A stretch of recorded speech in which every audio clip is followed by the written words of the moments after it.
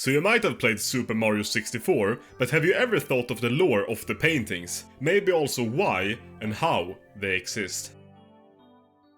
So first we're gonna make our way to Bomb Bomb Battlefield. We know that there are two types of Bomb Bombs fighting each other here. There are pink Bomb Bombs called Bomb Bomb Buddies, and then we have our usual Bomb Bombs. One of our fellow buddies says this: "Those enemy Bomb Bombs love to fight and they are always finding ways to attack. This meadow has become a battlefield ever since the big Bomb Bomb got his powers on the Power Star." What can be implied here is that this meadow was not a battlefield before the big Bomb Bomb got his hand on the Power Star, which proves that this place was actually a place of peace before. And I'm pretty sure that the Bomb Bomb King existed before too. One thing I also want to mention here is that I actually think that the Bomb Bomb Buddies are just regular Bomb Bombs painted pink to signalize peace. It seems like the Power Stars has made everyone in this place go crazy. Here we have another level, called Womp's Fortress. Maybe this was supposed to be some type of training grounds for Bowser's allies way back. But what I find weird is that the Womps built a whole fortress against an enemy that never came. Well, I guess Mario came, but come on. And due to these strange factors, I have actually come up with my own theory on what this is all about. So, when Bowser took over the castle, he actually cursed all the paintings to have worlds inside of them, to keep an eye of these Power Stars that he stole. But we will get back to that later. This place is actually a little bit different from our other stages.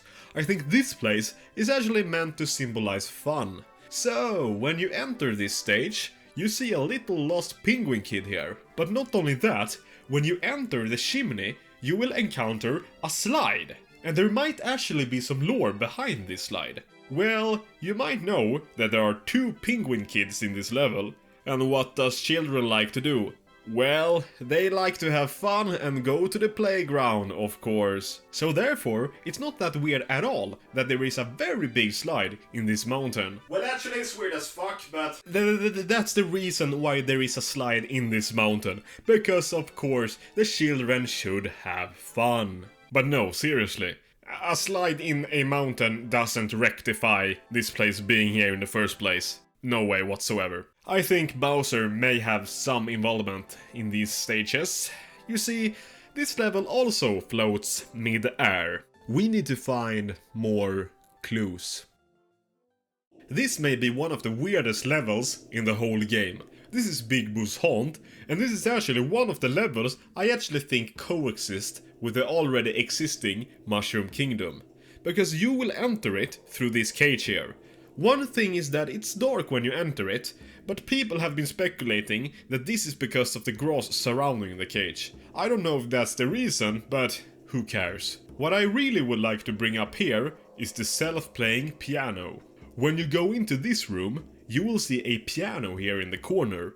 And the first time you were playing this, you may have thought that this was just an ordinary piano.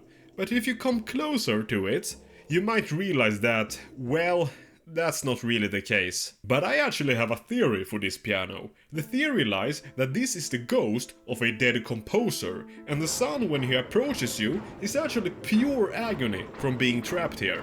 It does seem like the ghosts in the Mushroom Kingdom are capable of cursing almost everything. And if pianos wasn't enough, there are also flying books. A random cage filled with deadly ghosts trying to kill Mario. Did that existed before too?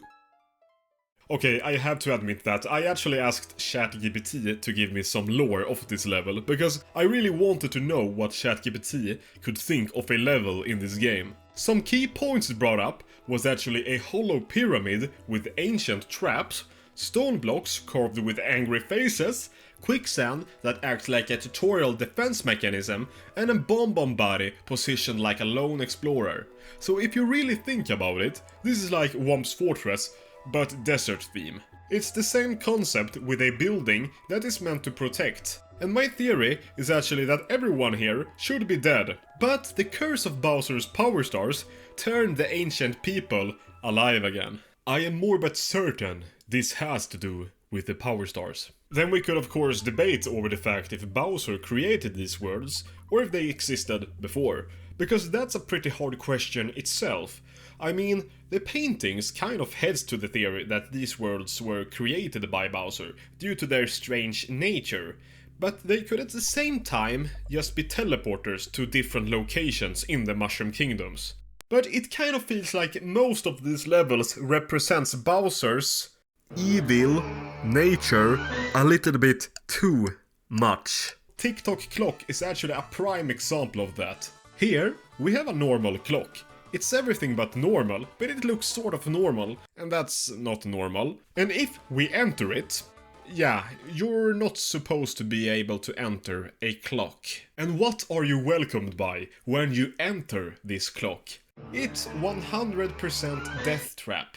Maybe the worst level in the game, besides Rainbow Ride, maybe. And this also makes it pretty clear that Bowser was able to create these worlds within the castle. Because I don't really think someone was able to enter this clock before Bowser stole the Power Stars. But I don't really think that every level was created by Bowser either. Take Hazy Maze Cave, for example. I'm pretty sure that the implication here is that this is meant to be under the castle. I can go through every individual level by themselves, but I don't really think I need to. I can already see a pattern here. Every scenario that occurs in each level is probably created by Bowser himself to not make anyone reach the stars, so it doesn't really matter if the world existed before or not.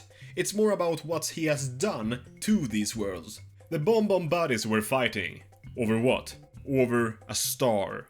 And what purpose did the Womps serve? To protect the stars, of course. Take Shifting Sandland, for example.